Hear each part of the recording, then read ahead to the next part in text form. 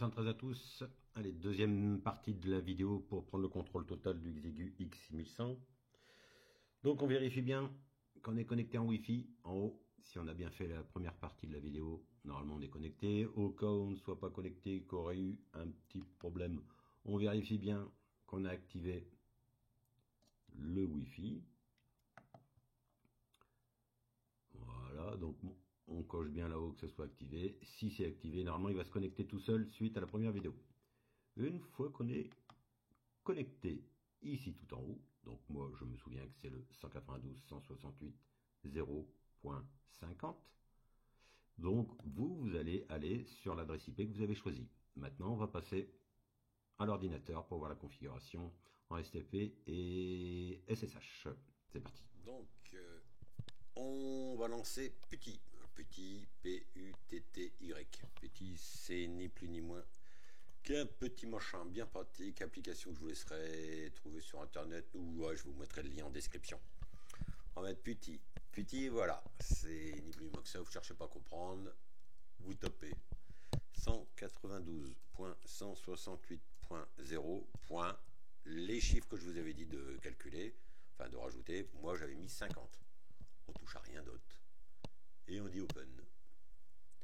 Il y a une petite fenêtre toute noire qui va s'ouvrir, qui va vous demander d'accepter la clé de sécurité. Et on va dire oui, je l'accepte. Logging as. Donc, pas tout traduire en anglais, mais bon, vous vous loguez comme. Eh ben nous, on est root, on est admin. Le mot de passe, attention, mot de passe super compliqué. Le mot de passe, c'est 1, 2, 3.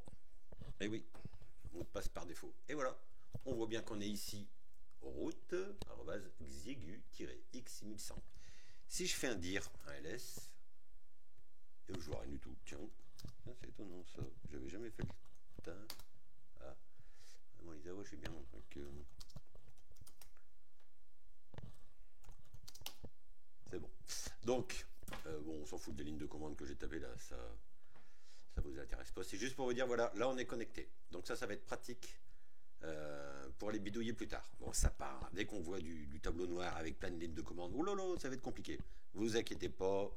Manu Info Service, on a toujours dit, c'est pour vous rendre Info Radio, pardon, c'est pour vous rendre service à la radio. On va faire dans le simple. Ça, c'est pour vérifier déjà que ça fonctionne. À la limite, n'êtes pas obligé de le faire tout de suite si vous voulez tout de suite modifier et avoir accès à votre Xiegu. Je vous conseille d'installer FileZilla, qui est gratuit aussi. Je vous propose que des outils gratuits. Alors, FileZilla, que voilà. Je vous le mets là. Alors, fichier, gestionnaire de site. Hop, là, on va en créer un nouveau. Bon, moi, il est déjà créé. Ah bah tiens, non, je ne l'ai pas créé. Ah, j'étais persuadé de l'avoir créé. Eh ben, on va le faire en même temps. Hop, nouveau. Ben, je vais le taper. Xiegu. X6100. Le protocole de transfert, c'est du SFTP Secure. Et on retape l'adresse IP qu'on avait dit, 192.168.0.50 pour moi. Le port, c'est toujours 22 par défaut. L'utilisateur, là, on peut le mettre tout de suite, on met route. Le mot de passe, 1, 2, 3. Et on peut dire connexion ou OK. Moi, je vais dire OK pour le garder en mémoire. Comme ça, quand je vais revenir ici, je tape sur mon Xiegu et il va aller se connecter tout seul. Est-ce que vous voulez faire compte? Vous acceptez la clé de chiffrement, c'est pareil que sur Putty, on dit oui. Et voilà, je suis connecté. Je reviens en arrière, et voilà, j'ai accès à tout. Vous allez voir, c'est étonnant, on a beau petit Linux, tout le même système. Voilà pour la partie pour accéder au système root et au répertoire, je veux dire, de votre, en tant que root, de votre Xiegu. Donc là, on va pouvoir tout modifier. Donc là, on va rentrer dans le sensible.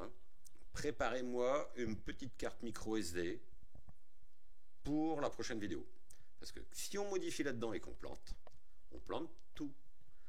C'est très facile de le restaurer avec la carte micro SD que je vais vous demander de préparer la prochaine fois. On la met dedans, ça se restaure en 2 secondes. Elle boot dessus tout seul. Donc moi j'en ai une qui est toute faite d'avance. Et je peux vous assurer que je l'ai planté un paquet de fois. Je l'ai breaké carrément. Enfin, je l'ai breaké carrément. Il était freeze. Vous mettez une carte SD dedans et ça repart comme en 14. Voilà, voilà. Donc ça, vous avez vu, c'est assez simple pour accéder au contenu du Xiegu X6100. SFTP comme sur Putty. Les deux. Voilà, voilà. Allez. Allez, on fera la troisième partie de la vidéo. Là, on va rentrer dans le dur. On va apprendre à sauvegarder sur une carte mémoire avant d'aller bidouiller dedans. Et la quatrième vidéo, on va commencer par aller le débridage. 73 à tous, j'espère que là ça n'a pas été trop compliqué. On commence à rentrer dans le dur, mais j'essaye toujours de faire au plus vite et au plus simple. À bientôt.